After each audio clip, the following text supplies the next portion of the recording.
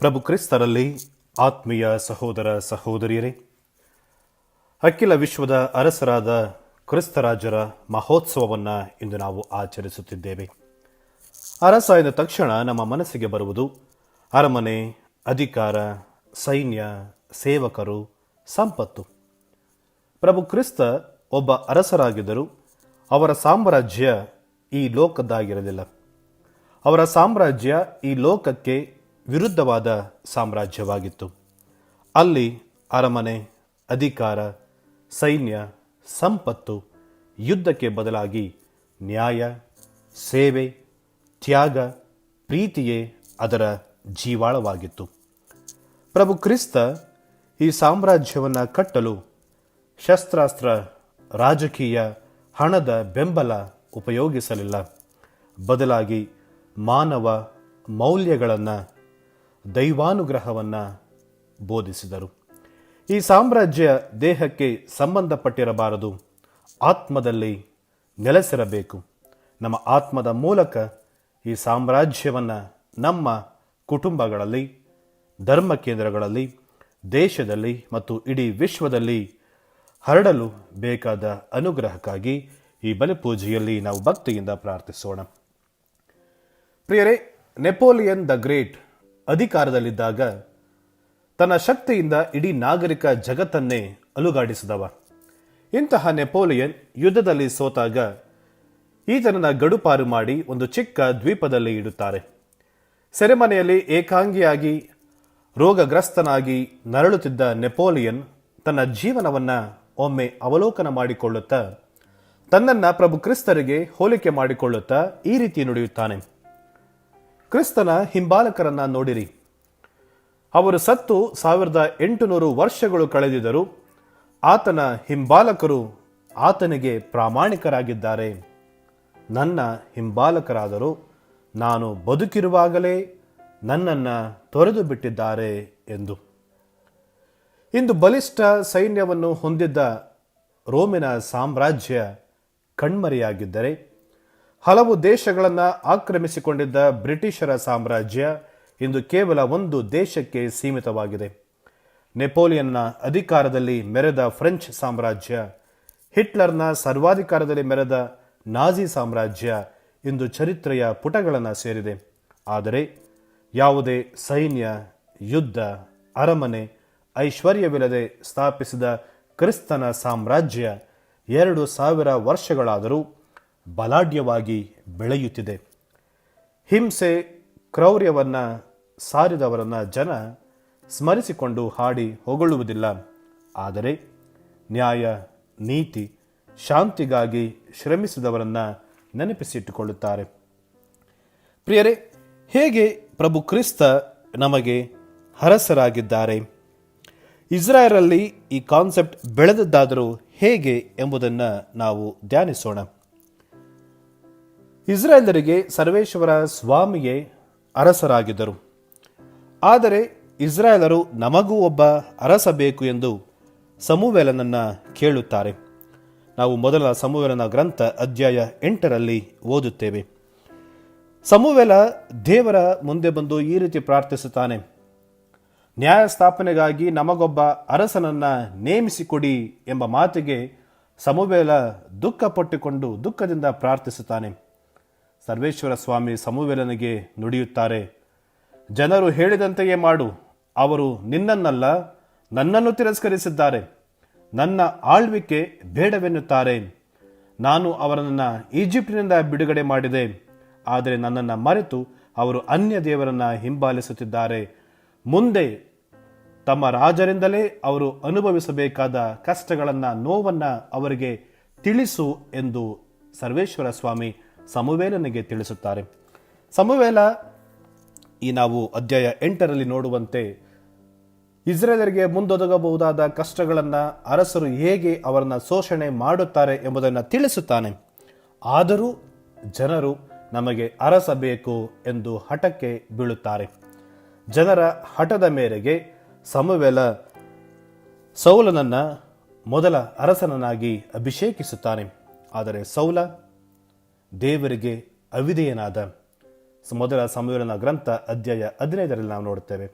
ಎರಡನೇ ಅರಸ ದಾವೀದ ವ್ಯಭಿಚಾರಿಯಾದ, ಹುರಿಯನನ್ನ ವಂಚನೆಯಿಂದ ಕೊಲೆ ಮಾಡಿದ, ಸಲೋಮನ ವಿಗ್ರಹಾರಾಧನೆ ಮಾಡಿದ, ಅನೇಕ ಹೆಂಡತಿಯರನ್ನ ಪಡೆದ, ಅವರ ಮೂಲಕ ನಿಜ ದೇವರನ್ನ ಮರೆತು ಅನ್ಯ ದೇವರನ್ನ ಆರಾಧಿಸಿದ. ಹೀಗೆ ಇವರ ನಂತರ ಬಂದ ಅನೇಕ ರಾಜರು, ಅರಸರು ಇಸ್ರಾಯೇಲರನ್ನ ಶೋಷಿಸುತ್ತಾರೆ.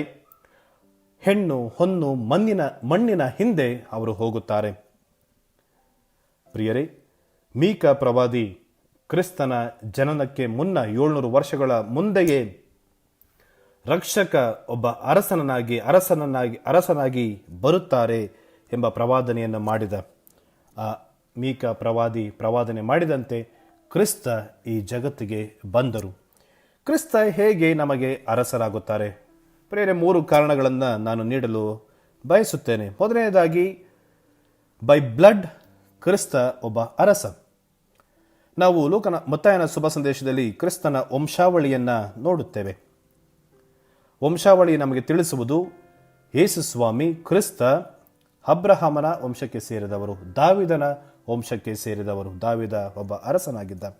ಲೂಕನ ಶುಭ ಸಂದೇಶ ಅಧ್ಯಾಯ 1 ವಾಕ್ಯ 31ರಿಂದ 33ರಲ್ಲಿ ನಾವು ನೋಡುತ್ತೇವೆ, ದೇವರು ದಾವಿದನ ಸಿಂಹಾಸನವನ್ನ ಯೇಸು ಸ್ವಾಮಿಗೆ ನೀಡುತ್ತಾರೆ ಎಂಬ ಮಾತನ್ನ ನಾವು ಲೂಕನ ಶುಭ ಸಂದೇಶದಲ್ಲಿ ನೋಡುತ್ತೇವೆ.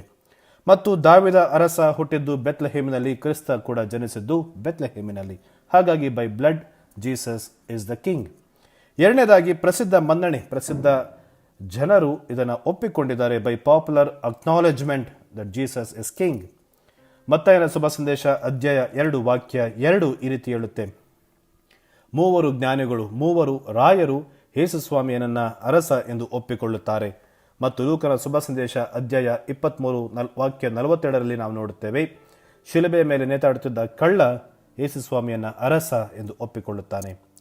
ಮೂರನೇದಾಗಿ, ಕ್ರಿಸ್ತನ ಕಾರ್ಯಗಳು ಆತ ಒಬ್ಬ ಅರಸ ಎಂದು ನಮಗೆ ತಿಳಿಸುತ್ತೆ. ಕ್ರಿಸ್ತ ಒಬ್ಬ ಅರಸನಾಗಿ ಜನರ ರಕ್ಷಣೆಗಾಗಿ ತಮ್ಮ ಜೀವನವನ್ನು ಮುಡಿಪಾಗಿಟ್ಟರು, ಜನರನ್ನ ಪೋಷಿಸಿದರು, ಜನರನ್ನ ಪ್ರೀತಿಸಿದರು. ಹಾಗಾಗಿ ಕ್ರಿಸ್ತ ಒಬ್ಬ ಅರಸ. ಪ್ರಿಯರೇ, ಇಂದು ಕ್ರಿಸ್ತರಿಗೂ ಇತರ ರಾಜರಿಗೂ ಅಜಗಜಾಂತರ ವ್ಯತ್ಯಾಸವಿದೆ. ಇತರ ರಾಜರು ಸ್ವಾರ್ಥಕ್ಕಾಗಿ, ಅಧಿಕಾರಕ್ಕಾಗಿ ಆಡಳಿತ ಮಾಡಿದರೆ, ಕ್ರಿಸ್ತ ನಿಸ್ವಾರ್ಥದಿಂದ ದೀನನಾಗಿ ಜನರ ಸೇವೆ ಮಾಡಿದ. ಇತರ ಅರಸರು ಹೆಣ್ಣು ಹೊನ್ನು ಮಣ್ಣಿನ ಹಿಂದೆ ಹೋದರೆ, ಕ್ರಿಸ್ತ ಬಡವರು, ನಿರ್ಗತಿಕರು, ಪಾಪಿಗಳು, ಶೋಷಿತರ ಹಿಂದೆ ನಡೆದ. ಇತರ ಅರಸರು ಅರಮನೆ ಶ್ರೀಮಂತಿಕೆ ಬಯಸಿದರೆ, ಕ್ರಿಸ್ತ ಬಡತನ ಬಯಸಿ ಗೋದಲಿಯಲ್ಲಿ ಜನಿಸಿದ. ಚಿನ್ನದ ಕಿರೀಟ ತೊಡದೆ ಮುಳ್ಳಿನ ಕಿರೀಟ ತೊಟ್ಟ, ಶಿಲುಬೆಯನ್ನ ಸಿಂಹಾಸನ ಮಾಡಿಕೊಂಡ. ಇತರ ರಾಜರ ಸೇವೆಗೆ ಸಾವಿರಾರು ಸೈನಿಕರು ಸೇವಕರಿದ್ದರೆ, ಕ್ರಿಸ್ತ ತನ್ನ 12 ಶಿಷ್ಯರ ಪಾದ ತೊಳೆದ. ಇತರ ಅರಸರು ಕೈಯಲ್ಲಿ ಖಡ್ಗ ಹಿಡಿದು ಶತ್ರುಗಳನ್ನು ಸಂಹಾರ ಮಾಡಿದರೆ, ಕ್ರಿಸ್ತ ನ್ಯಾಯ, ನೀತಿ, ಶಾಂತಿಯ ಮಂತ್ರ ಹಿಡಿದು ಶತ್ರುಗಳನ್ನು ಪ್ರೀತಿಸಲು ಕರೆ ನೀಡಿದ. ಹಾಗಾಗಿ ಪ್ರಿಯರೇ, ಕ್ರಿಸ್ತರ ಆಳ್ವಿಕೆ, ತತ್ವ, ಮೌಲ್ಯಗಳನ್ನು ಧರ್ಮಸಭೆಯಲ್ಲಿ, ಸಮಾಜದಲ್ಲಿ, ರಾಜಕೀಯ ವಲಯದಲ್ಲಿ ಪುನರ್ಸ್ಥಾಪಿಸುವ ಉದ್ದೇಶದಿಂದ 1925ರಲ್ಲಿ ಜಗದ್ಗುರು 11ನೇ ಭಕ್ತಿನಾಥರು ಕ್ರಿಸ್ತರಾಜರ ಹಬ್ಬವನ್ನು ಸ್ಥಾಪಿಸುತ್ತಾರೆ. ನಿರಂಕುಶ ದೊರೆಗಳಾಗಿ ಮೆರೆಯುತ್ತಿದ್ದ ಮುಸಲೋನಿ, ಹಿಟ್ಲರ್, ಸ್ಟಾಲಿನ್ರಂಥವರಿಗೆ ಕ್ರಿಸ್ತನ ಸಾರ್ವಭೌಮತ್ವವನ್ನು ತಿಳಿಸುವ ಉದ್ದೇಶವೂ ಕೂಡ ಇದರಲ್ಲಿ ಇತ್ತು. ಈ ಲೋಕದ ಅರಸರು ಇಂದು ಚರಿತ್ರೆಯ ಪುಟಗಳನ್ನು ಸೇರಿದರೆ, ಕ್ರಿಸ್ತ ಮಾತ್ರ ಅಖಿಲ ವಿಶ್ವದ ಅರಸರಾಗಿ ನಮ್ಮ ಹೃದಯದಲ್ಲಿ ರಾರಾಜಿಸುತ್ತಿದ್ದಾರೆ. ಕ್ರಿಸ್ತ ಸ್ಥಾಪಿಸಿದ ಸಾಮ್ರಾಜ್ಯವನ್ನ ಇಂದು ಉಳಿಸಿ ಬೆಳೆಸುವ ಜವಾಬ್ದಾರಿ ನಮ್ಮ ಮೇಲಿದೆ. ಕ್ರಿಸ್ತ ನಮ್ಮ ಅರಸರಾಗಿದ್ದರೆ, ನಾವು ಅವರನ್ನ ಅರಸ ಎಂದು ಒಪ್ಪಿಕೊಂಡಿದ್ದರೆ, ಕ್ರಿಸ್ತನ ತತ್ವಗಳನ್ನು ಪಾಲಿಸಬೇಕಾದದ್ದು ನಮ್ಮೆಲ್ಲರ ಆದ್ಯ ಕರ್ತವ್ಯ. ಕ್ರಿಸ್ತನ ತತ್ವಗಳನ್ನು, ಆಜ್ಞೆಗಳನ್ನು ಪಾಲಿಸಿದರೆ ಮಾತ್ರ ನಾವು ಆತನ ಸಾಮ್ರಾಜ್ಯದ ಪ್ರಜೆಗಳಾಗಿ ಜೀವಿಸಲು ಸಾಧ್ಯ. ಕ್ರಿಸ್ತ ನೀಡಿದ ಆಜ್ಞೆ, ಪ್ರೀತಿ, ಶಾಂತಿ, ಕ್ಷಮೆ, ಇದನ್ನು ಪಾಲಿಸುವುದರ ಮೂಲಕ ನಾವು ಕ್ರಿಸ್ತನ ಸಾಮ್ರಾಜ್ಯವನ್ನು ಉಳಿಸಿ ಬೆಳೆಸಬೇಕಾಗಿದೆ. Kingdom of God is nothing but rule of love and rule of justice. ಎಲ್ಲಿ ಪ್ರೀತಿ ಇದೆಯೋ, ಎಲ್ಲಿ ನ್ಯಾಯ ಇದೆಯೋ, ಅಲ್ಲಿ ಕ್ರಿಸ್ತನ ಸಾಮ್ರಾಜ್ಯ ಇರುತ್ತೆ ಪ್ರಿಯರೇ. ಹಾಗಾಗಿ ಇಂದು ಈ ಹಬ್ಬವನ್ನು ಆಚರಿಸುತ್ತಿರುವ ಸಂದರ್ಭದಲ್ಲಿ ಕ್ರಿಸ್ತ ಸ್ಥಾಪಿಸಿದ ಸಾಮ್ರಾಜ್ಯವು ನಮ್ಮ ಆತ್ಮಗಳಲ್ಲಿ ನೆಲೆಯೂರಲಿ. ನಮ್ಮ ಮನೆ, ಧರ್ಮಕೇಂದ್ರ, ಧರ್ಮಕ್ಷೇತ್ರ, ದೇಶ, ಇಡೀ ವಿಶ್ವದಲ್ಲಿ ಹರಡಲಿ. ಈ ಹಬ್ಬವು ನಮ್ಮನ್ನು ಪ್ರಾಮಾಣಿಕ ಪ್ರಜೆಗಳನ್ನಾಗಿ ಮಾಡಲಿ. ಕ್ರಿಸ್ತನ ಪರಸೇವೆ, ಸಾಮಾಜಿಕ ಕಳಕಳಿ ನಮ್ಮದಾಗಲಿ ಎಂದು ಪ್ರಾರ್ಥಿಸೋಣ. ಆಮೆನ್. ಪ್ರಿಯರೇ, ಈ ಚಾನೆಲ್ ಅನ್ನು ಸಬ್ಸ್ಕ್ರೈಬ್ ಮಾಡಿ ಪ್ರತಿದಿನ ದೇವರ ವಾಕ್ಯವನ್ನು ಆಲಿಸುತ್ತಾ ಅದನ್ನು ಇತರರೊಂದಿಗೆ ಹಂಚಿಕೊಳ್ಳಲು ನಮಗೆ ನೆರವಾಗಿರಿ. ಧನ್ಯವಾದಗಳು.